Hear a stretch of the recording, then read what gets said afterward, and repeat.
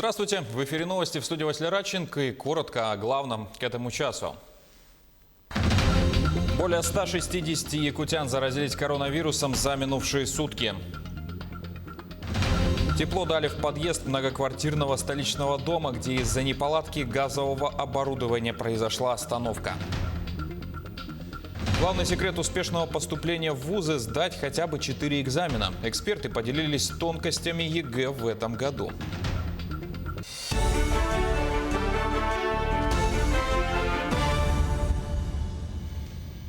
Россия возобновляет авиасообщение с 4 странами. С 27 января рейсы начнутся с Вьетнамом, Индией, Катаром и Финляндией. Решение принято на заседании оперативного штаба страны. 2 раза в неделю из Москвы станут летать рейсы в Ханой и Дели, где 3 раза в неделю до Дохи. Добраться в Хельсинки можно будет как из столицы, так и из Санкт-Петербурга. Из обоих городов планируется совершать по 2 рейса в неделю. Кроме того, оперативный штаб решил увеличить и количество регулярных рейсов в Египет по маршруту Москва-Каир до 5 раз в неделю. Теперь об эпидобстановке в Якутии. За минувшие сутки выявлено 166 новых случаев коронавирусной инфекции. В Якутске 73 заболевших, Мирнинский район 21 случай, Нерюнгринский 18, Алданский 17, Мигино-Кангаласский 11, Вилюйский 8 пациентов. Еще в 8 районах от 1 до 5 заболевших. За сутки лабораториями региона проведено почти 2300 исследований на коронавирус. Минспорт Якутии разъяснил правила проведения спортивных состязаний. Итак, проведение официальных стартов планируется с соблюдением требований методических рекомендаций. Также, согласно указу главы региона, мероприятия должны быть включены в единый календарный план физкультурно-оздоровительных и спортивно-массовых мероприятий на 2021 год. Кроме того, они пройдут строго без зрителей. Также участники и судьи состязания обязаны предоставлять отрицательный результат теста на COVID-19 методом ПЦР, выданного не ранее 3 календарных дней до начала мероприятий. Тепло дали во 2-й подъезд дома номер 15 по улице Строда в столице, где из-за неполадки внутриподъездного газового оборудования произошла остановка.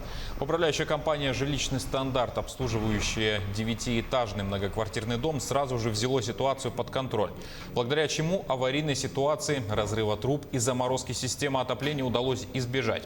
Между тем, газовый котел в подъезде оказался не просто неисправным. Запасные части для наладки оборудования не удалось найти как в регионе, так и по всей стране. Решено было в срочном порядке демонтировать старое оборудование и заменить его на новое.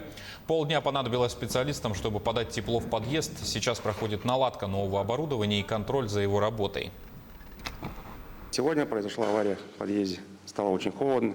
Учитывая минусовые температуры, конечно, безусловно, это повлияло на жизнедеятельность людей в целом нашего дома. В доме живу с самого начала, с 2016 года, как был сдан в эксплуатацию. Вообще нарекания есть по дому? Безусловно, возникает, потому что здесь в доме предусмотрено автономное поквартирное отопление. Учитывая наши температуры, мы зависим, получается, от их бесперебойной работоспособности.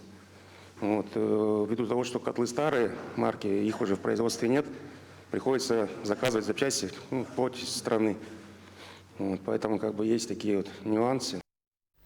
В Якутии запущен проект, призванный помочь водителям, чьи машины сломались на трассе. Уникальная служба получила название «Автоспас-дальнобой». Ее организатором стал житель села Уолба Татинского района.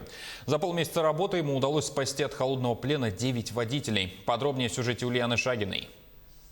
О страхе замерзнуть на дороге, когда вокруг тебя только лес и холод, Петр Охлопков знает не понаслышке. Он более 10 лет ездил на большегрузной машине, работал дорожником, бульдозеристом и дальнобойщиком. Теперь готов помогать другим водителям. За полмесяца работы проекта удалось помочь 9. Знаю, ихнее дело, как они замерзают, насколько тяжело на дороге замерзать. И теперь с помощью соцконтракта я решил открыть автоспас на дороге. Воплотить проект и закупить необходимые инструменты Петру Охлопкову помогла программа социальных контрактов, которую уже 4-й год реализует региональное министерство труда.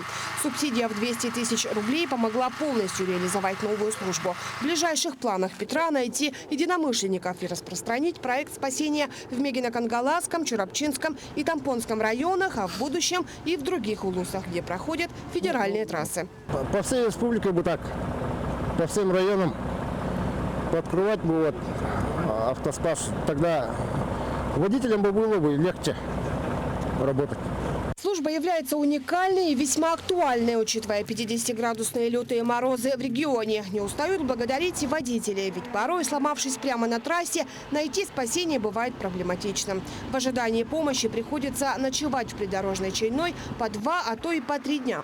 Первый выезд службы «Автоспас» случился аккурат перед новогодними праздниками. Вот и сегодня Петра удалось найти за работой. Сейчас у нас температура воздуха где-то ниже 50 градусов, поэтому сейчас по времени очень долго идет. Где-то 5-6 часов я его разогревал.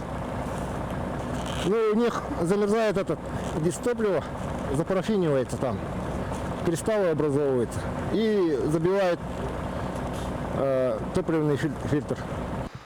Петр сотрудничает и с единой дорожно-диспетчерской службой 112. На связи он 24 часа в сутки и готов в любое время выехать на помощь водителям.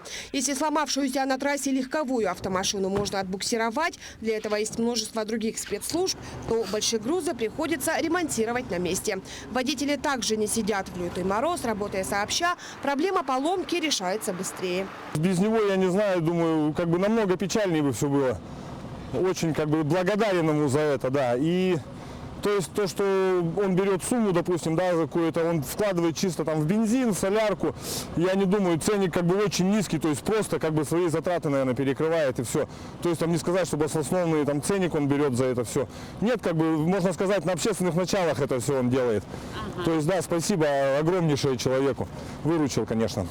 «Делай добро, и оно вернется к тебе в 100-кратном размере». Пословица, которая полностью характеризует службу «Автоспас Дальнобой». Вот и сегодня удалось вызволить из холодного плена еще одну машину. А водитель-дальнобойщик продолжил свой путь по заснеженной трассе. Ульяна Шагина, Прасковья Татаринова, Василий Иннокентьев, Тарта, Якутск. За 17 дней января за экстренной медпомощью по поводу холодовой травмы, обморожений в Якутске обратились более 100 человек. Из них более 10 детей.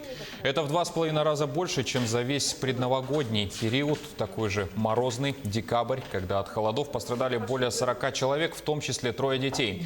Медики призывают поберечь себя, детей и пожилых не только от коронавируса, но и от холода.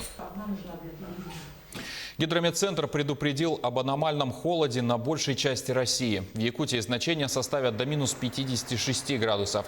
В Хабаровском крае минимальные температуры минус 45, минус 50 мороза, что на 7-10 градусов ниже нормы.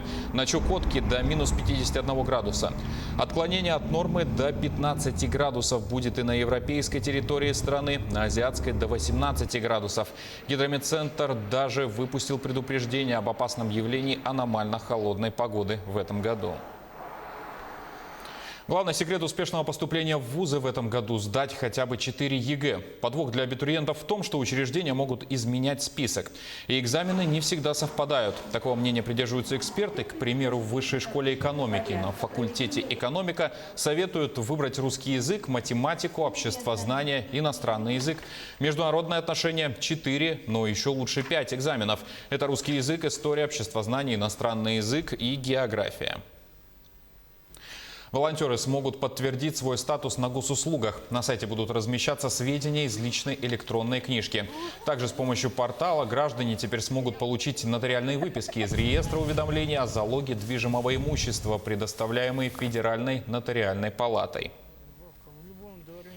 Мастер из Омска Анатолий Коненко около 30 лет создает миниатюрные книги. Одно из изделий сибирского левши в 2002 году даже попало в книгу рекордов Гиннесса как самый маленький образец литературного произведения в мире. Как рассказывает художник, миниатюрной книгой называется изделие размером до 10 сантиметров, а книги в 1 сантиметр называют микрокнигами. За годы творчества мужчина трижды выставлялся в библиотеке президента России в Кремле, принял участие в десятках международных и провел множество персональных выставок. Как рассказал Коненко, время создания одной книги зависит от материалов переплета и страниц, а также наличия или отсутствия иллюстраций. И уже в 1997 году я как раз занялся вот этой задачей и смог сделать миниатюрную книгу, или она называлась уже суперкнига, меньше 1 миллиметра. А это понятно, что книга, значит, она должна иметь страницы, она должна листаться, она должна иметь, в лучшем случае, конечно, иллюстрации, и она должна иметь, по крайней мере, полный текст или какую-то главу какого-то известного произведения. Я взял Антона Павловича Чехова «Хамелеон», размер 0,9 на 0,9 миллиметров, и полностью туда поместил текст с цветными иллюстрациями. И после того я ее отвез как раз на одну из таких выставок, это было в Америке, и показал, что вот такая книга есть теперь в России. И она на тот момент оказалась самой маленькой книгой в мире. И поэтому спустя несколько лет она была занесена в книгу рекордов Гиннесса. На этом пока все. Не забывайте носить маски, дезинфицировать руки и держать социальную дистанцию. До встречи в эфире. До свидания.